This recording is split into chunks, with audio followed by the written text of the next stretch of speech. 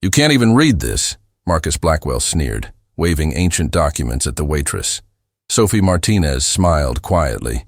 When she opened her mouth, his empire and his arrogance crumbled forever. Like, comment, and subscribe, so we can keep sharing stories like this. The crystal chandeliers of the Grand Wellington cast golden light across tables where power brokers sealed deals worth millions. Sophie Martinez moved between them like a ghost, her presence acknowledged only when someone needed their wine glass refilled or another course served. She had worked at this exclusive restaurant for years, watching the wealthy celebrate successes built on foundations she would never access. Tonight felt different. The air crackled with an unusual tension. Marcus Blackwell occupied the corner table, the one reserved for guests whose net worth exceeded the annual budget of small nations. His reputation preceded him. Ruthless businessman, collector of rare artifacts, and a man who measured human worth by the size of their bank accounts. Two executives flanked him, hanging on his every word like disciples before a prophet. Sophie approached with practiced invisibility, carrying a tray of appetizers that cost more than her weekly salary. "Finally," Marcus barked, without looking up from the ancient documents spread across the table. "Took you long enough. What do they pay you people for? Wandering around aimlessly?" Sophie placed the plates with steady hands, years of similar treatment having built a thick shell around her dignity. "Is there anything else you need, sir?" "Yes. Disappear until we actually need something." He waved dismissively, already returning his attention to the documents that seemed to frustrate him immensely. As Sophie stepped back, her eyes caught the papers on the table. Her breath hitched imperceptibly. The characters dancing across those pages told a story in languages most people didn't even know existed. Sanskrit intertwined with ancient Persian, classical Chinese merged with Aramaic, creating a tapestry of human knowledge that spanned millennia. She forced herself to move away, but the documents called to her like a siren song. "This is impossible." Marcus slammed his hand on the table, rattling the wine glasses. "I've had 7 translators look at these documents. 7 supposed experts, and not one can give me a complete translation. Do you know how much money is riding on understanding what these papers say?" His executive, a thin man with nervous energy, leaned forward. "Perhaps we should try the university again? Maybe their linguistics department." "I've tried everyone." Marcus's voice rose, drawing uncomfortable glances from nearby tables. "The Museum of Ancient Civilizations, the Institute of Historical Languages, 3 different universities. They all say the same thing. The documents are too complex, too fragmented, written in too many dead languages." The second executive, broader and more composed, spoke carefully. "What if the legend isn't true? What if these documents don't actually lead to anything valuable?" Marcus's eyes flashed dangerously. "My grandfather spent his entire fortune acquiring these papers. He believed they contained the location of something extraordinary, something that would make our family's wealth look like pocket change. I will not let his legacy die because I can't find someone competent enough to read ancient languages." Sophie continued her rounds, serving other tables, but her mind remained fixed on those documents. During her childhood, while other kids played video games, she had spent countless hours in the public library, devouring every book on linguistics she could find. Her mother, Elena, worked 3 jobs to keep them afloat, and Sophie had learned early that education was the only ladder out of poverty. But her education hadn't come from expensive schools or prestigious universities. It came from used books, free online courses, and the kindness of librarians who saw a hungry mind and fed it with knowledge. She had taught herself languages the way other people taught themselves to play instruments, through obsession, dedication, and an insatiable curiosity about how humans communicated across time and culture. "Miss?" A gentle voice interrupted her thoughts. An elderly gentleman at table 12 needed more water. "Of course, sir," Sophie replied warmly. This customer, Mr. Chen, was a regular who always treated the staff with respect. The contrast between him and Marcus Blackwell couldn't have been starker.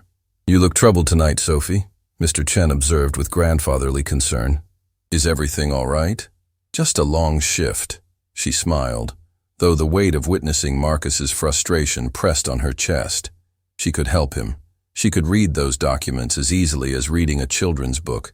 But who would believe the waitress? 2 hours crawled by. Marcus grew increasingly agitated, his voice carrying across the restaurant as he berated his executives for their inability to solve his problem. Other diners began requesting different tables, uncomfortable with the hostile energy radiating from the corner. Sophie's manager, Gerald, approached Marcus's table with placating hands. "Mr. Blackwell, sir, if I could perhaps suggest—" "What?" Marcus turned his fury on the manager. "Are you going to tell me you have someone on staff who can read these? One of your dishwashers, perhaps? Or maybe the busboy knows ancient languages?" The sarcasm dripped like acid. Gerald retreated, his face flushed with embarrassment. That was the moment something snapped inside Sophie. For years, she had swallowed insults, accepted her invisibility, convinced herself that keeping her head down was survival. But watching Gerald's humiliation, hearing Marcus mock the very people who served him, ignited something that had been smoldering for too long. She finished serving table 8 and walked deliberately toward the corner table. Her heart hammered against her ribs. Every instinct screamed at her to turn around, to stay silent, to remain invisible. But her feet kept moving, carrying her forward on a tide of righteous determination. "Excuse me, Mr. Blackwell." Sophie's voice cut through his rant. He looked up, irritation flashing across his features. "What is it?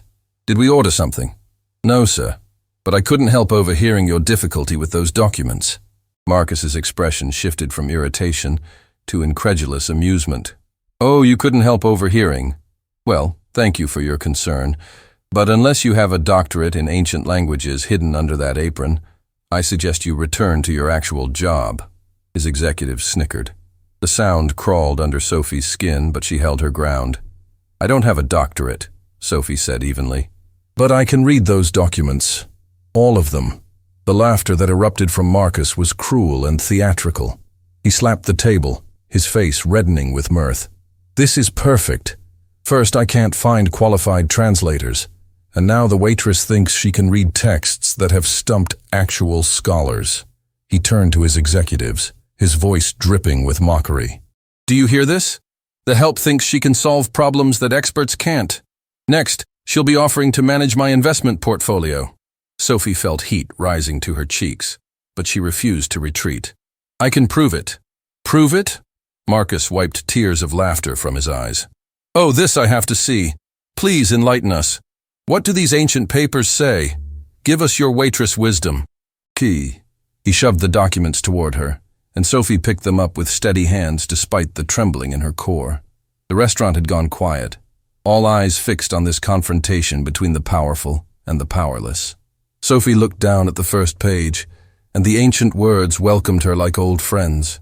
When she opened her mouth to speak, she didn't use English.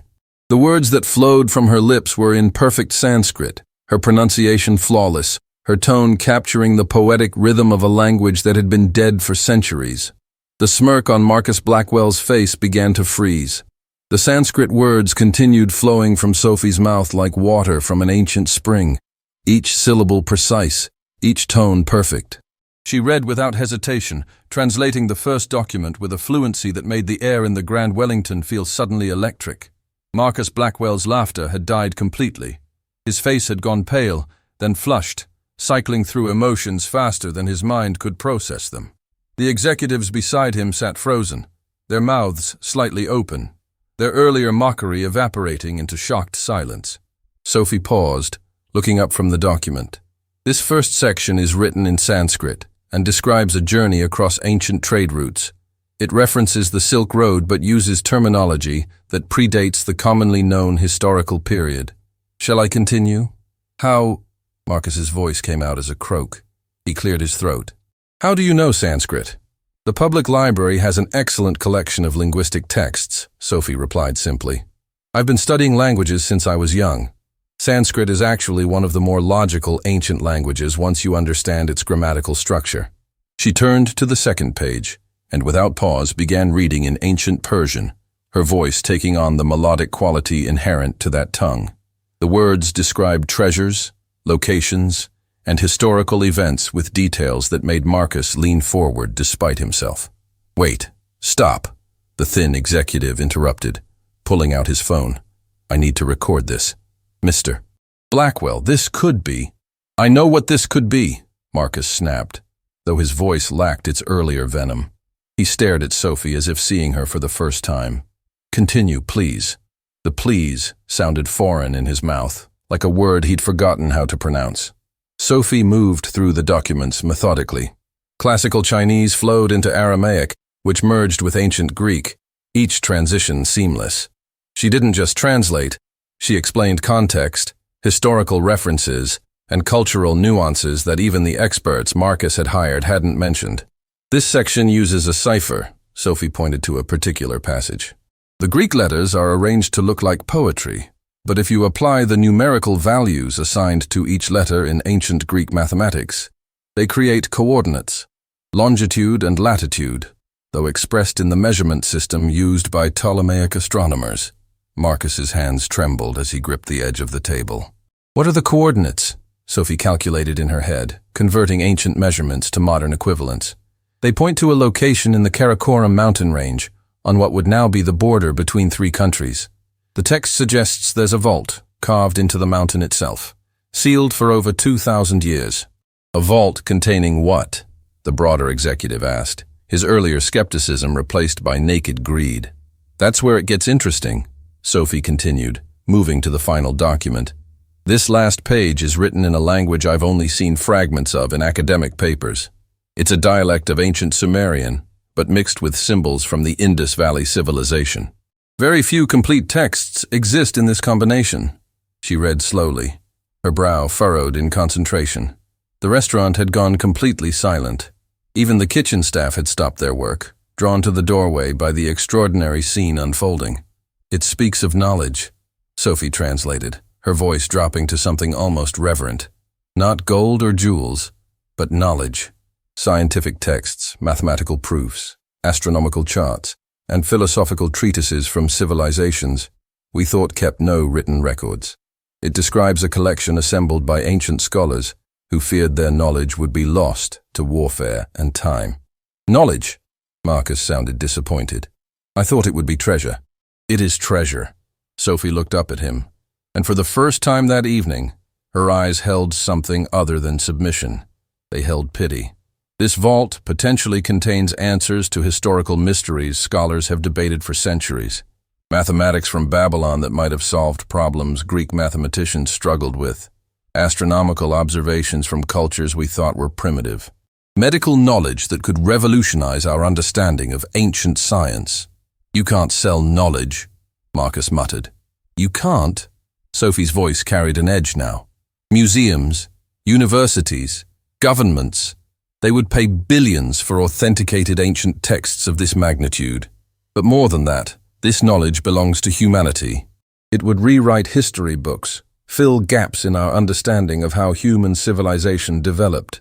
She set the documents down carefully on the table. "The coordinates are precise. The instructions for opening the vault are detailed. And according to these papers, your grandfather purchased these documents legally from an estate sale, which means you have legitimate claim to whatever is found. You just needed someone who could read them."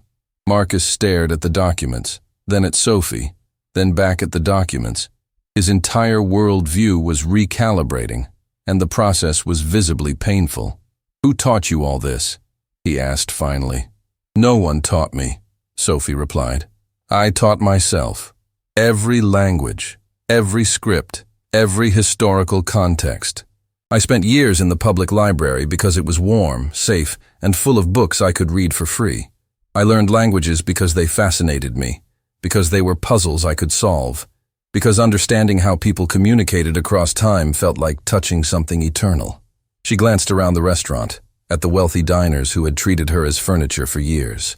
"I learned languages because when you're invisible, when people don't see you as fully human, you find ways to see humanity in other places. In ancient texts, in dead languages, in the words of people who lived thousands of years ago and still had the same hopes and fears we do." The words landed like hammer blows. Several diners looked away, shame coloring their features. Marcus's executive pulled him aside, whispering urgently. Sophie could hear fragments. "Must hire her. Expedition immediately, before anyone else finds out." But Sophie was already untying her apron. "Where are you going?" Marcus stood abruptly. "Home," Sophie said simply. My shift ended 10 minutes ago. I need to catch the last bus, or I'll have to walk 2 miles in the dark. Wait. Marcus's voice had lost all its earlier arrogance, replaced by something uncomfortably close to desperation. I need to hire you. Name your price. Whatever you want. Sophie paused at the edge of his table, documents still spread across its surface, the secrets of millennia waiting to be unlocked.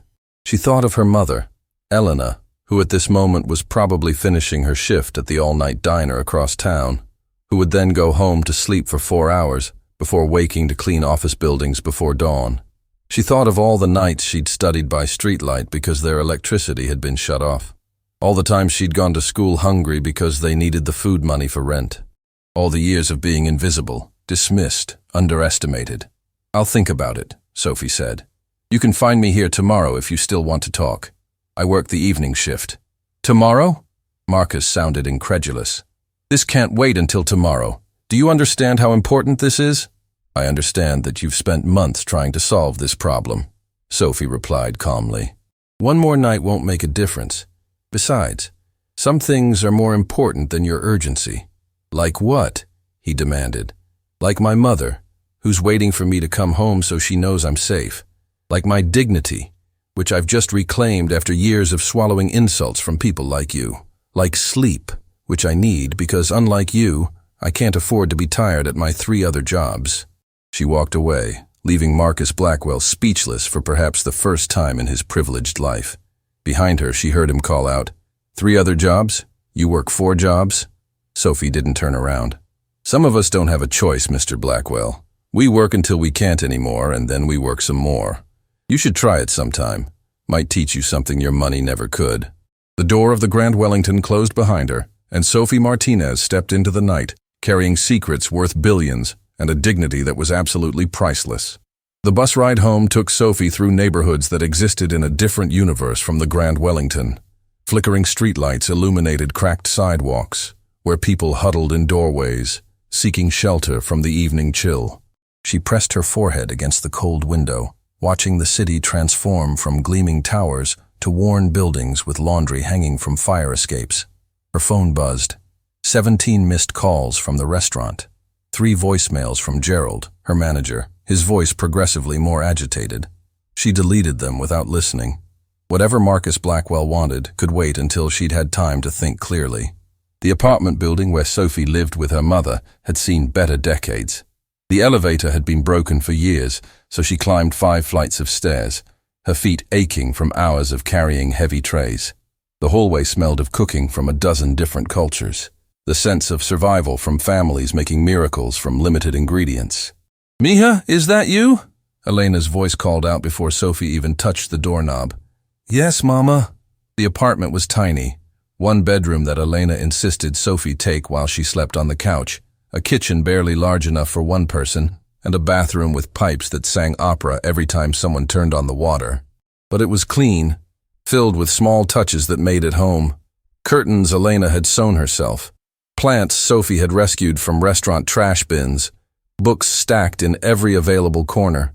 Elena Martinez sat at their small table, still wearing her uniform from the diner, nursing a cup of tea. She was younger than she looked, worn down by years of working multiple jobs, but her eyes still held fierce intelligence and fiercer love. You're home early, Eleanor observed, concern creasing her features. Did something happen? Sophie dropped into the chair across from her mother, suddenly exhausted. Something happened. I'm not sure if it's good or terrible. She told her mother everything. The documents, Marcus Blackwell's cruelty, her decision to reveal her knowledge, the job offer, her dramatic exit. Elena listened without interrupting, her expression cycling through worry, pride, and calculation. This man, Elena said carefully when Sophie finished, he offered you money. He said to name my price. And you said no? I said I'd think about it. Sophie rubbed her temples. Mama, you should have heard how he spoke to people. Like we were less than human. Like our only value was serving him. Elena reached across the table and took her daughter's hands. Mija, I know men like him. I've cleaned their offices, served their food, raised their children while they forgot their own. They think money makes them better than us. So you agree I should refuse? I didn't say that. Elena squeezed Sophie's hands. I'm saying you need to be smart about this. Whatever he's offering, it's because he needs you more than you need him. That gives you power. Use it. Sophie looked at her mother. This woman who had crossed borders with nothing but determination, who had worked herself to exhaustion to give her daughter opportunities she'd never had, who had never let poverty crush her dignity. "What would you do?" Sophie asked. "I would make him see me as a person first, a resource second. I would make him understand that you're not just someone who can read old papers. You're someone with value, with dreams, with a life that matters." Eleanor's voice was steel wrapped in softness. "And I would make sure whatever deal you make protects you, because men with that much money have lawyers and contracts designed to take everything while giving nothing." A knock on the door interrupted them. Both women froze. No one visited at this hour. Sophie looked through the peephole and felt her stomach drop. "You have got to be kidding me." Marcus Blackwell stood in their hallway, looking wildly out of place in his expensive suit, flanked by his two executives who appeared equally uncomfortable in the dim corridor. "Sophie," his voice came through the door. "I know you're there. Please, I need to talk to you." Eleanor's eyebrows shot up. "He came here? How did he even find our address?" "Money can find anything," Sophie muttered, but she opened the door, leaving the chain lock engaged. "Mr. Blackwell, this is inappropriate. I know, I'm sorry, but I couldn't wait until tomorrow." He looked genuinely distressed, his earlier arrogance replaced by something resembling desperation. "May I come in? Just for 5 minutes." Sophie looked at her mother, who nodded slightly. She unlatched the chain and stepped aside. Marcus entered, and Sophie watched him take in their tiny apartment. The worn furniture, the cramped space, the evidence of lives lived on the margins. Something flickered in his expression. Shame, understanding. She couldn't tell. "This is my mother, Elena Martinez," Sophie said. "Mama, this is Marcus Blackwell." Elena remained seated, a deliberate power move. "Mr. Blackwell, my daughter tells me you were rude to her tonight." Marcus had the grace to look uncomfortable. "I was worse than rude, ma'am. I was cruel and dismissive. I treated your daughter like she was invisible, and I'm ashamed of that. But now you need something from her," Elena observed coolly. "Yes," Marcus admitted. "But that's not why I'm here apologizing. I'm here apologizing because what I did was wrong, regardless of whether Sophie helps me or not." Sophie gestured to the couch. 5 minutes. Talk." Marcus sat, his executive standing awkwardly by the door. "I've spent the last 2 hours thinking about what you said, about dignity, about being invisible. And I realized something terrible. I can't remember the names of most people who work for me. I can't remember faces. I've spent years surrounded by people who serve me, help me, make my life possible, and I've never seen them as fully human." He looked directly at Sophie. "You humiliated me tonight, but I deserved it. I've been operating under the delusion that my money made me superior, when really it just insulated me from having to develop basic human decency." "Is this the apology or the job pitch?" Sophie asked. "Both. Neither. I don't know." Marcus ran his hands through his hair. "Sophie, those documents represent my grandfather's life work. He spent decades searching for them, convinced they would lead to something extraordinary. He died believing I would continue his quest. For years, I've been trying to honor that, but I approached it the wrong way, throwing money at experts, expecting them to solve my problem like employees solving a business issue." He leaned forward, earnest. "But this isn't a business issue.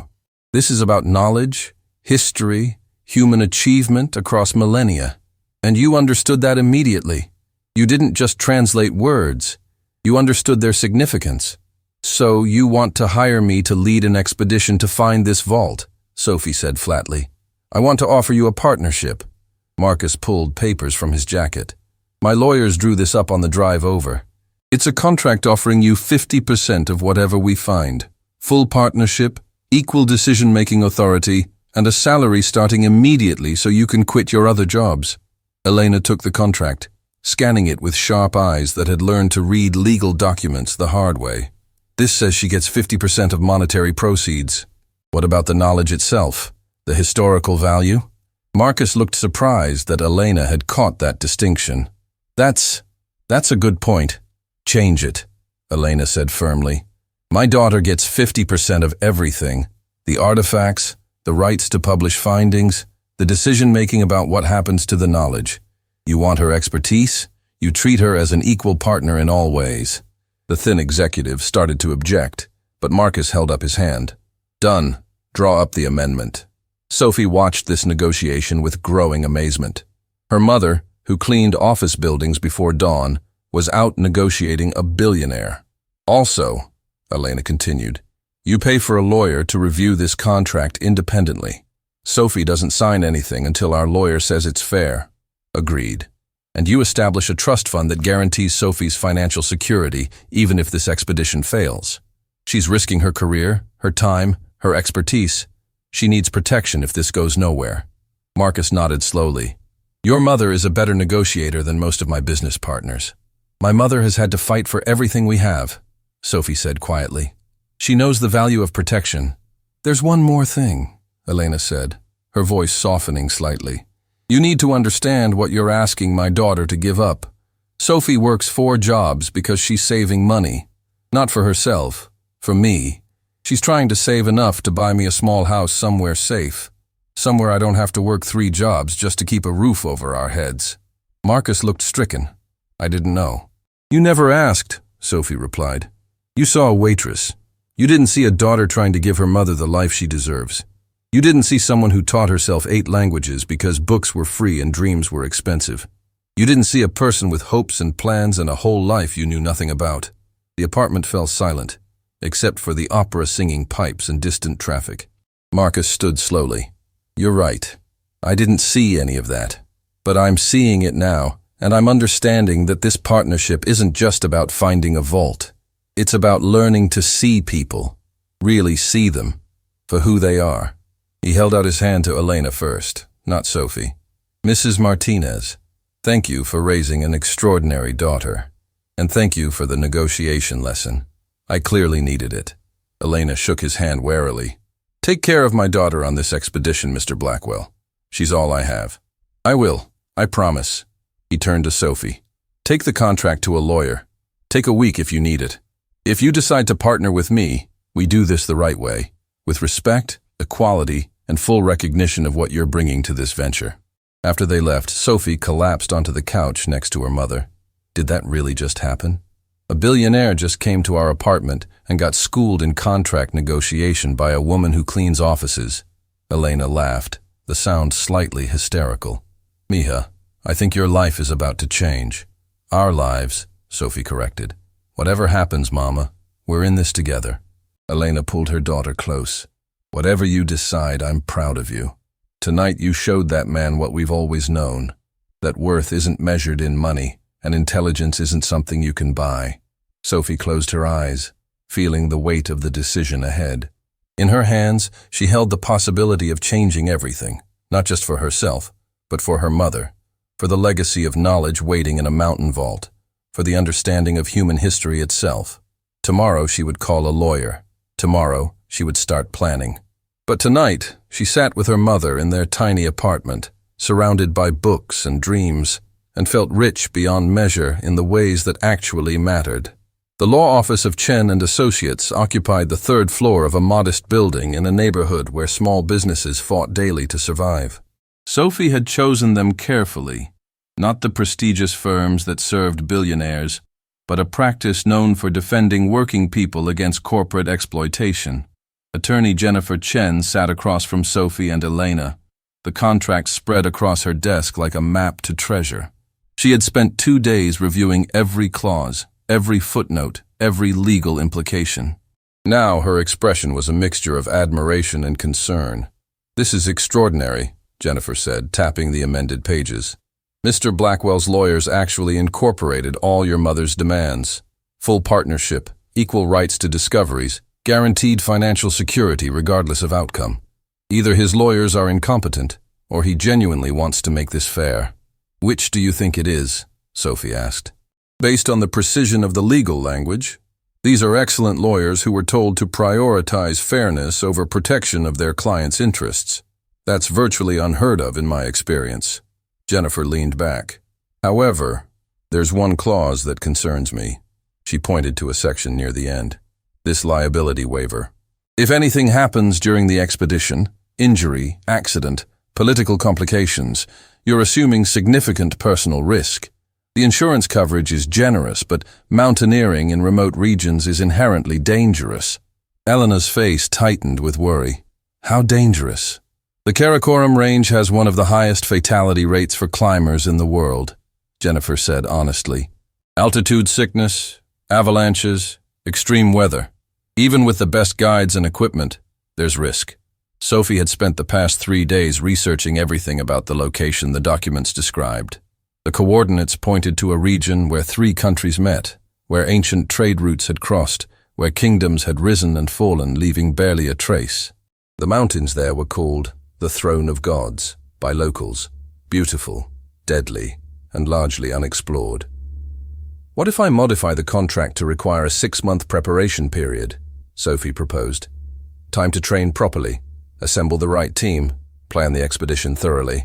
Rush jobs get people killed. Jennifer nodded approvingly. That's smart. I'll add language requiring professional mountaineering training, comprehensive safety protocols, and the right to postpone or cancel if conditions are deemed too dangerous. Will Blackwell accept that? Elena asked. If he doesn't, that tells you something important about his priorities, Jennifer replied. 2 hours later, Sophie sat in the lobby of Blackwell Tower, a gleaming monument to wealth that pierced the sky like a glass needle. She had never been inside a building like this, where the art in the lobby cost more than most people earned in a lifetime, where the security guards wore suits nicer than anything she owned. Marcus's assistant, a polished woman named Victoria, escorted her to the top floor. The executive suite offered views that made Sophie dizzy. The entire city spread below like a toy model, the curvature of the earth visible on the horizon. Marcus looked up from his desk as she entered, and Sophie noticed the change immediately. He looked tired, less polished than before. Papers covered his desk, but these weren't business documents. They were books on archaeology, linguistics, cultural heritage preservation. Sophie, he stood, gesturing to the sitting area rather than the formal desk. Thank you for coming. Did your lawyer review everything? She did.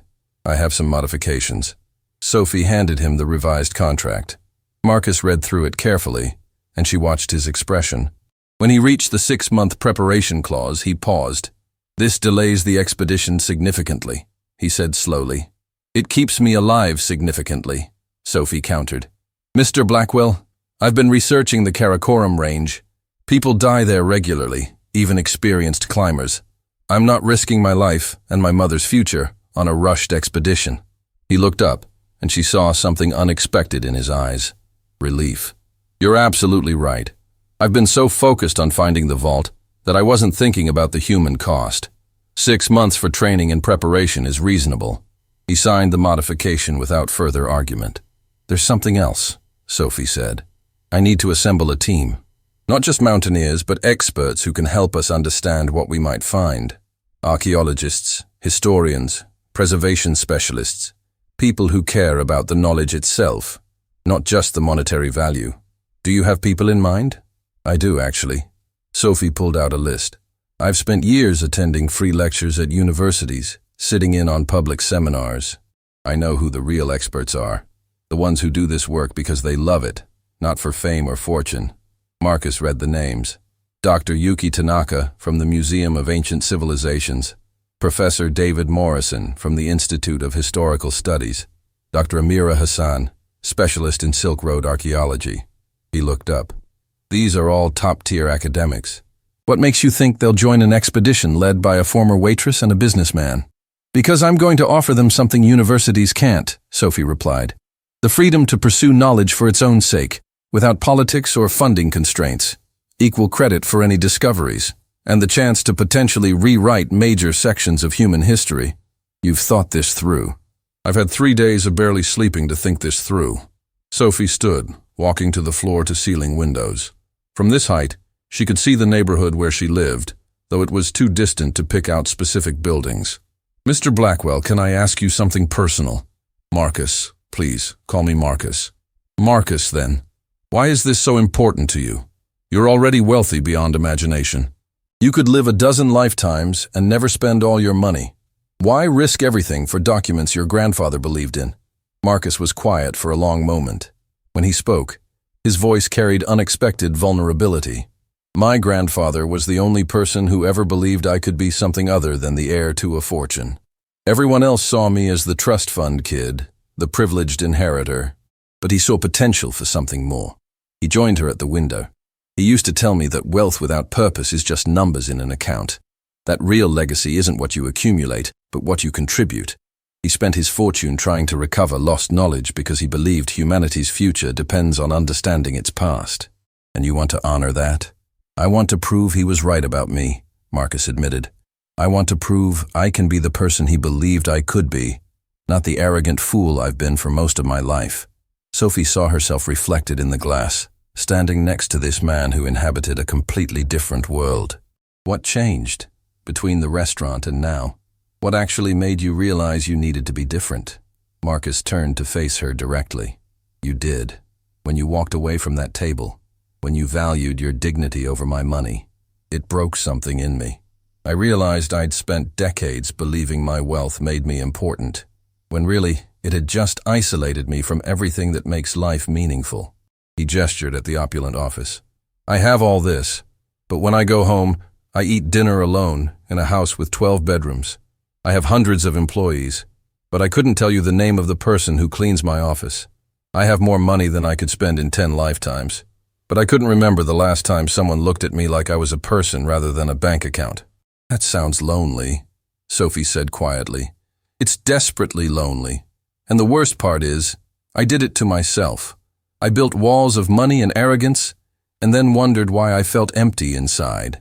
Marcus returned to the sitting area, suddenly looking older.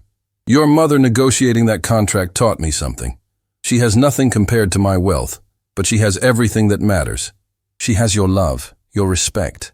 She has dignity and strength and the knowledge that she raised an extraordinary daughter. What do I have? Numbers in accounts, and a legacy of making people feel small. Sophie sat down across from him. So you want this expedition to redeem yourself? I want this expedition to be the start of becoming someone worthy of redemption, Marcus corrected. And I need your help, not just with the languages and the knowledge, but with learning how to be better.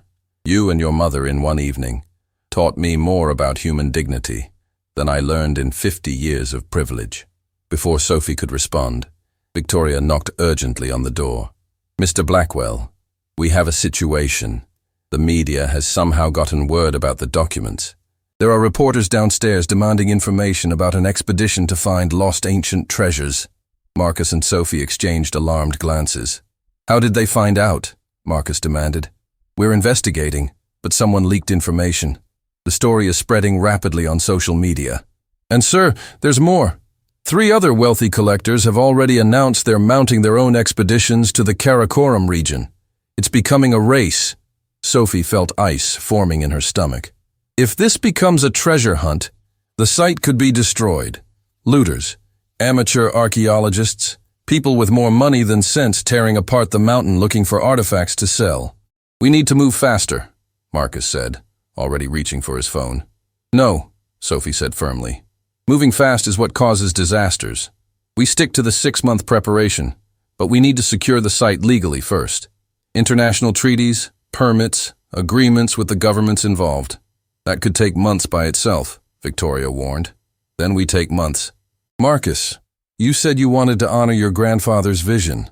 His vision was about preserving knowledge, not winning a race to exploit it. Sophie stood, her voice carrying absolute conviction. We do this right, or we don't do it at all. That means legal protections, proper preparation, and putting the integrity of the site above speed or profit. Marcus looked at her for a long moment, then nodded slowly. You're right. Victoria, get our legal team working on international permits immediately, and schedule a press conference. If this is going public, we control the narrative. What narrative do we want? Victoria asked. Sophie answered before Marcus could. That this isn't a treasure hunt. It's a scientific expedition focused on historical preservation and expanding human knowledge. Any artifacts found will be studied, documented, and ultimately belong to humanity, not private collectors. That's going to make us very unpopular with the other collectors, Victoria observed. Good, Sophie replied. Let them be angry.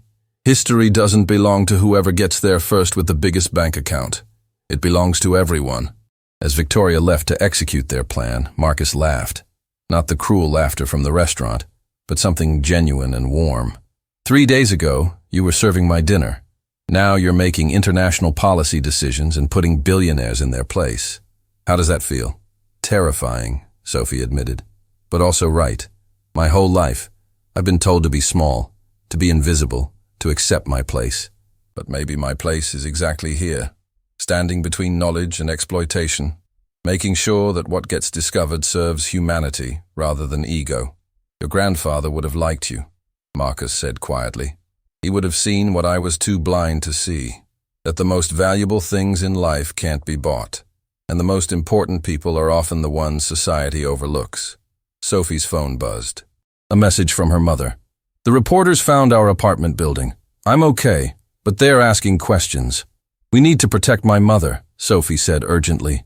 She didn't sign up for media scrutiny. Already handled, Marcus replied, making a call. Within minutes, he had arranged for Elena to be moved to a secure hotel, with private security and a lawyer present to handle any media inquiries. Your mother's safety is non-negotiable. She'll have whatever protection she needs. As Sophie watched him orchestrate her mother's protection with the same efficiency he probably used for business deals, she realized something profound. Marcus Blackwell was genuinely changing, not performing change for her benefit, but actually transforming from the inside out. Maybe people could change. Maybe redemption was possible, even for those who seemed beyond saving. And maybe, just maybe, this expedition would be about more than finding a vault in a mountain. Maybe it would be about discovering what it meant to be truly human, vulnerable, connected, worthy, not because of wealth or status, but because of who you chose to become. 6 months, Sophie said. We have 6 months to prepare, to secure the site legally, to assemble the right team. And when we finally stand at the entrance to that vault, we'll know we did it the right way. Marcus nodded. 6 months. Let's make them count. Outside the windows, the sun set over the city, painting the sky in shades of gold and crimson. Below, in streets Marcus had never walked. People lived lives he had never seen, but he was seeing them now, and that made all the difference. The mountaineering training facility in the northern region looked nothing like the glass towers where Sophie had spent recent weeks negotiating international permits. Here, everything was raw, physical, demanding. The altitude chamber simulated conditions they would face at elevations where the air held half the oxygen of sea level.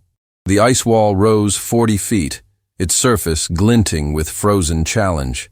Sophie's muscles screamed as she pulled herself up another few inches, her fingers barely gripping the ice axe.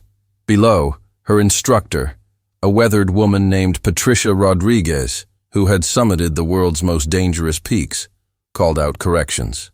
Breathe with your movements. Your body needs to learn to work with less oxygen, not fight against it. 3 months had passed since the press conference that had shaken the archaeological world. Sophie had stood beside Marcus, announcing their intention to treat any discoveries as human heritage rather than personal treasure. The backlash had been immediate and fierce. Other collectors had called them naive. Some academics had questioned Sophie's credentials. Social media had exploded with both support and mockery. But something unexpected had happened. The public had rallied behind them.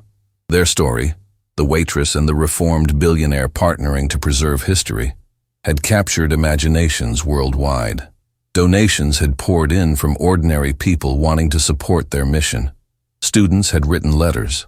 Teachers had incorporated their journey into lessons about the value of knowledge over wealth. Sophie reached the top of the ice wall, her lungs burning, her hands numb despite the insulated gloves. Patricia appeared beside her, having ascended with the easy grace of someone for whom climbing was breathing. Better, Patricia assessed. Your technique is improving, but you're still thinking too much. At high altitude, your brain won't work right.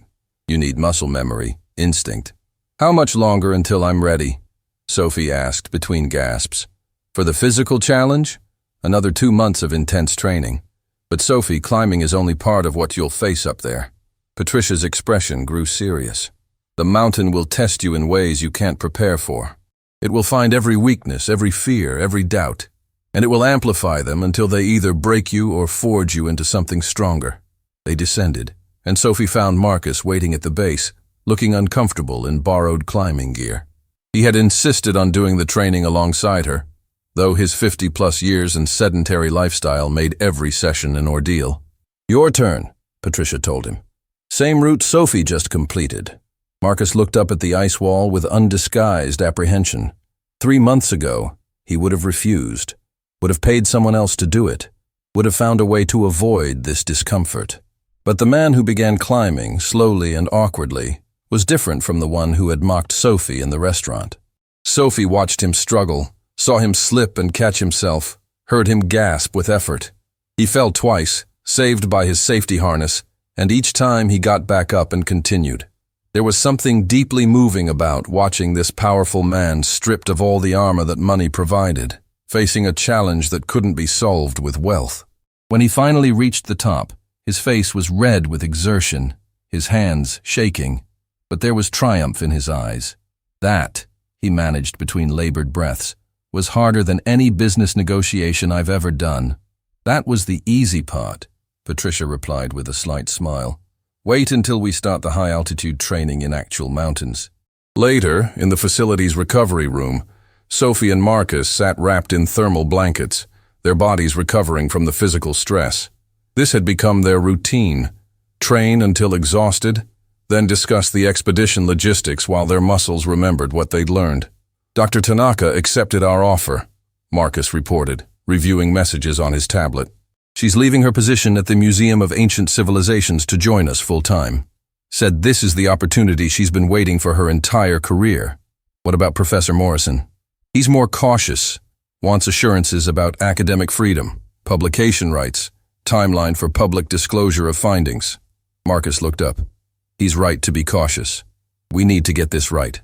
Sophie had spent weeks recruiting their team, carefully selecting people who shared their vision. Dr. Yuki Tanaka, an archaeologist whose groundbreaking work on Silk Road civilizations had been overlooked by mainstream institutions. Professor David Morrison, a historian whose theories about ancient knowledge transfer had been dismissed as too radical. Dr.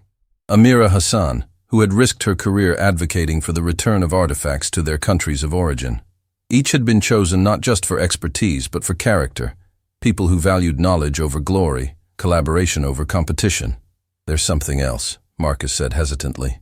"My board of directors is getting nervous. Some are questioning whether I'm still capable of running the company effectively. They're concerned I've become too distracted by this expedition." "Are you?" Sophie asked directly. "Distracted?" "Distracted? No. Transformed? Absolutely." Marcus set down his tablet. "Sophie, 3 months ago, my entire life was about profit margins and market dominance.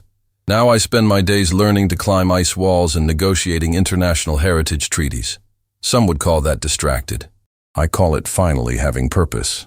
But they could remove you as CEO? They're considering it. There's talk of a vote, of bringing in new leadership."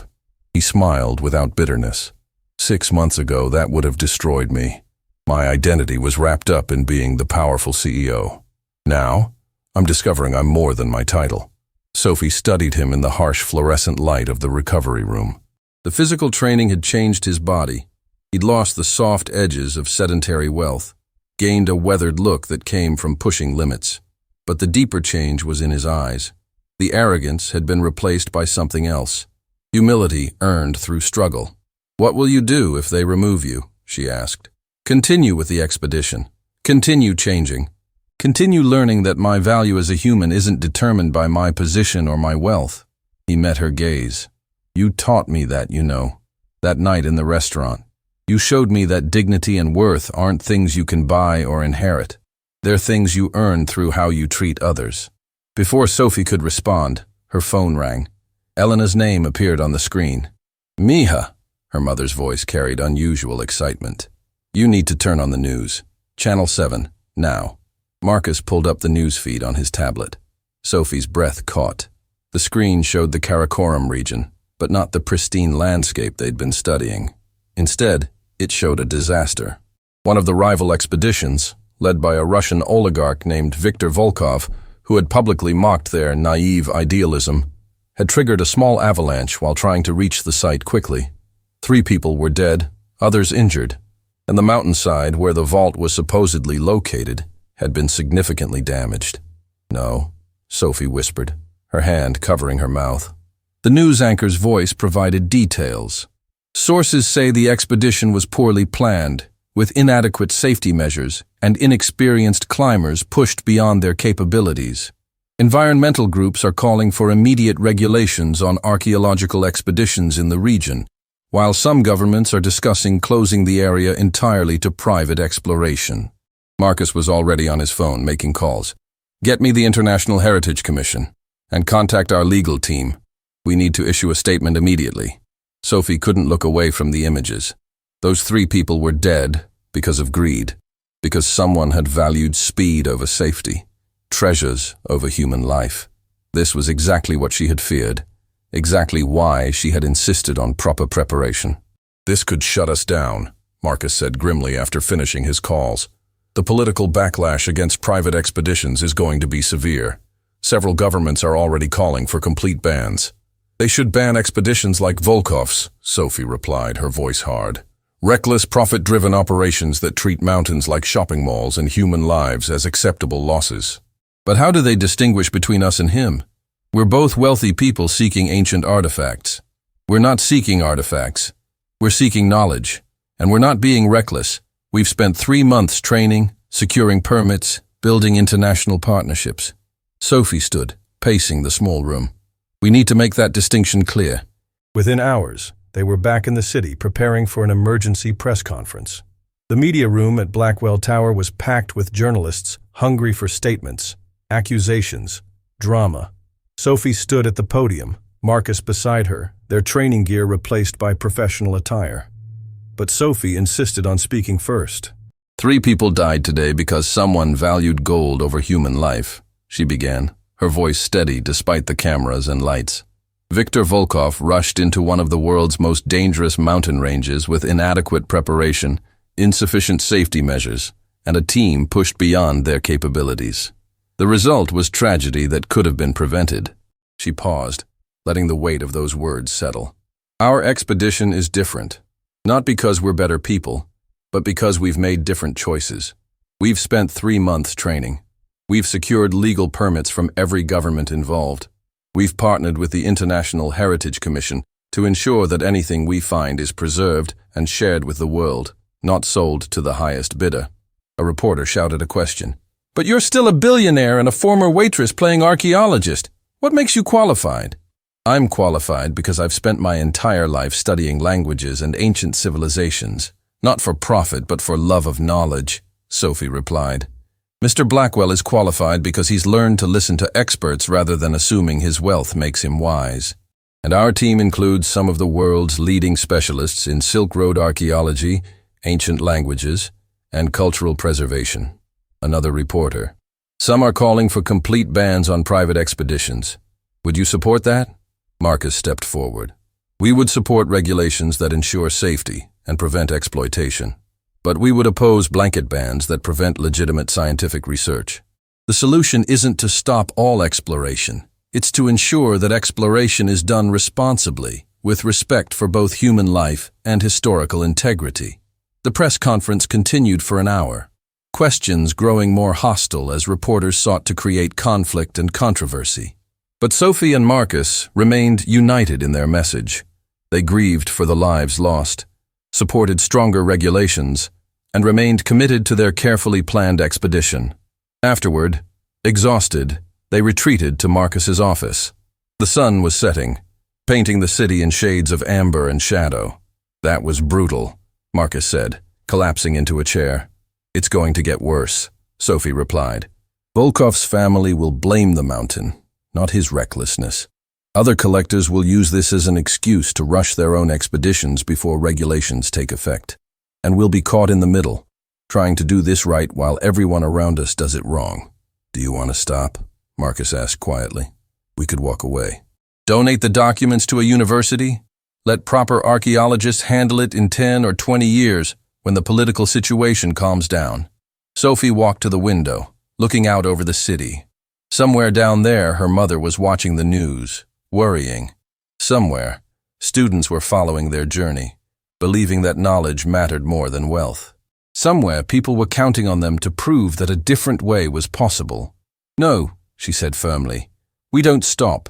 We prove that this can be done right. We show that respecting human life and historical integrity isn't naive idealism. It's the only acceptable approach. And when we find that vault, we make sure the knowledge inside benefits everyone, not just those who can afford it." Marcus joined her at the window. 3 months ago, I would have seen Volkov's tragedy as an opportunity to move faster, while my competitors were dealing with scandal. Now all I can think about are those 3 people who died, and their families, and how senseless it was. "That's the difference between who you were and who you're becoming," Sophie said. "I'm not there yet," Marcus replied. "I still have moments where my first instinct is the old way, prioritizing profit, seeing people as resources. But I'm learning. You're teaching me. We're teaching each other," Sophie corrected. "You're showing me how to navigate systems of power I never understood. I'm showing you that power without conscience is just tyranny with better furniture." They stood in silence, watching night fall over the city. In 3 months, if all went according to plan, they would be standing on a mountain halfway around the world, attempting to unlock secrets that had been sealed for millennia. But first, they had 3 more months of preparation. 3 more months of training their bodies and minds. 3 more months of proving that another way was possible. 6 months to the day after Sophie had translated those documents in the Grand Wellington, she stood at base camp in the Karakoram Range, breathing air so thin it felt like her lungs were grasping at nothing. The journey from that restaurant to this mountain had transformed everything she thought she knew about herself, about the world, about what was possible. The final 3 months of preparation had been the hardest. Not physically, though the high-altitude training had pushed her body to limits she hadn't known existed, but emotionally, the weight of expectations, the pressure of public attention, the responsibility of carrying dreams that belonged to more than just herself. Patricia had taken them to progressively higher peaks, each one a test of not just physical endurance, but mental resilience. At elevation, everything became harder. Thinking, breathing, even the simple act of putting one foot in front of another required conscious effort. "Your body is learning," Patricia had explained during a particularly brutal training session at altitude. "But more importantly, your mind is learning what you're capable of when everything tells you to quit." Sophie had learned. So had Marcus. The man who now checked equipment beside her bore little resemblance to the arrogant CEO from 6 months ago. The altitude had stripped away any pretense, any armor that wealth could provide. Up here, money meant nothing. Only preparation, teamwork, and respect for the mountain mattered. Their team had assembled gradually over those months. Dr. Yuki Tanaka arrived first, a woman in her 60s whose entire career had been building toward this moment.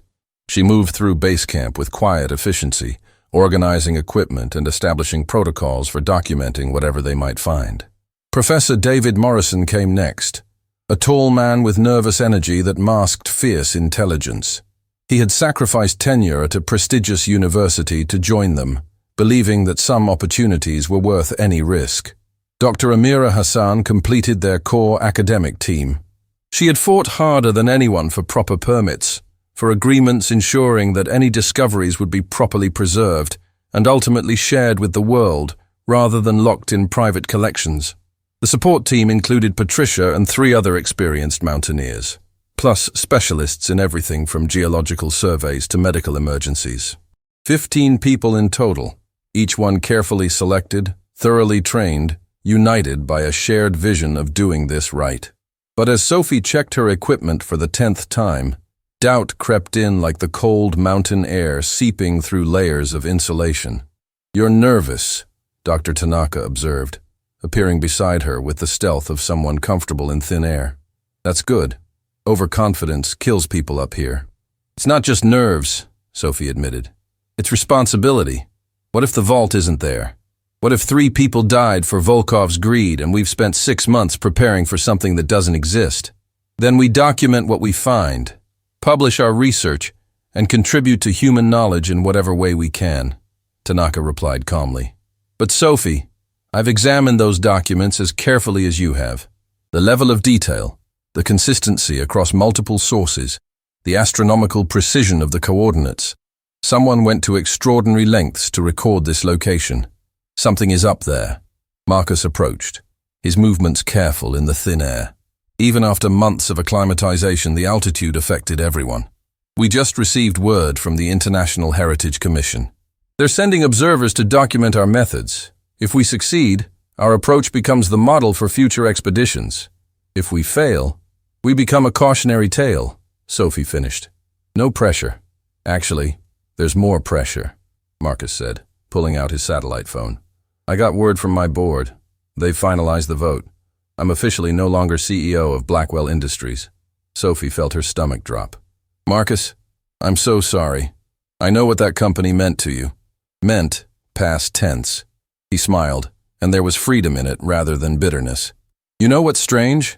The news came through an hour ago and I've been sitting with it, waiting to feel devastated. But instead, I feel relieved. Like a weight I'd been carrying for decades just lifted.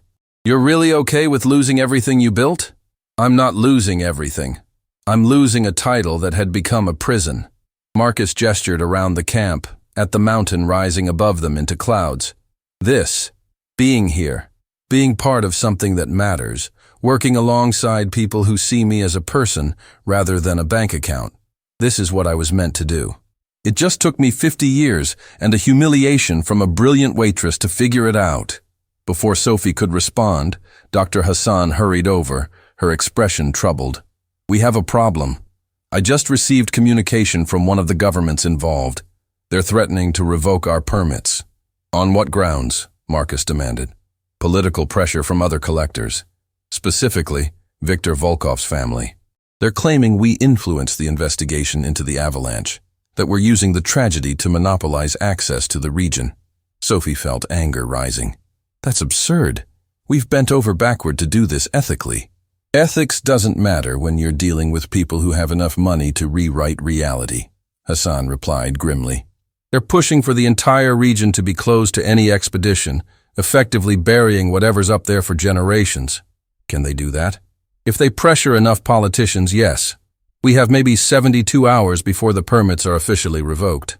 The team gathered for an emergency meeting. 15 people crammed into the largest tent, breath fogging in the cold, faces grave with understanding of what this meant. We have 3 options, Patricia laid out the situation bluntly. 1. We abort the mission, pack up, go home. 2. We rush the climb, try to reach the site before the permits are revoked. 3. We continue as planned and hope the political situation resolves itself. Rushing would be exactly what got Volkov's team killed, Professor Morrison objected. We'd be abandoning everything we stand for. But if we don't move now, this opportunity might be lost forever, another team member argued. Generations of knowledge could remain sealed because we were too cautious. The debate intensified, voices rising despite the thin air. Sophie watched people she respected advocate for opposing positions, each one with valid reasoning, each one convinced they were right. Finally, she stood. The tent fell silent. 6 months ago, I was serving food to people who didn't see me as fully human, Sophie said quietly. I could have kept that job, kept my head down, stayed invisible. But I chose to speak up, to claim my dignity, to insist that knowledge matters more than wealth or speed or winning some arbitrary race. She looked around at each face. If we rush this climb, 3 people died for nothing. If we abandon our principles the moment they become inconvenient, we're no different from Volkov. We prove that ethics are just words we use when they don't cost us anything. But if we lose access to the site, someone started, then we fight the political battle, Sophie interrupted. We take this to international courts, to the media, to the public that's been following our journey.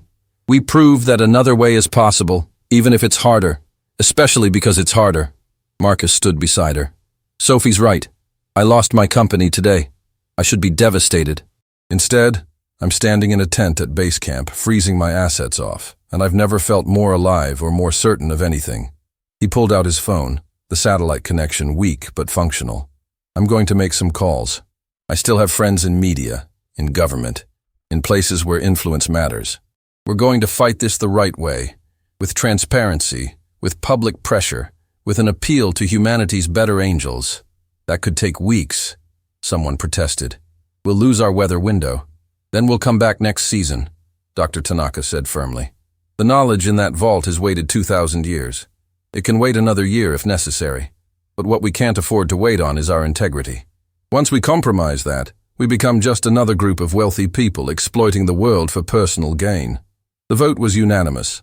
They would continue preparations but wouldn't rush the climb.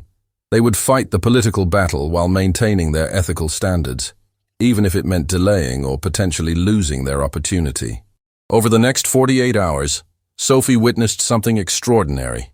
Marcus leveraged every connection, called in every favor, appeared on news programs via satellite link to explain their mission.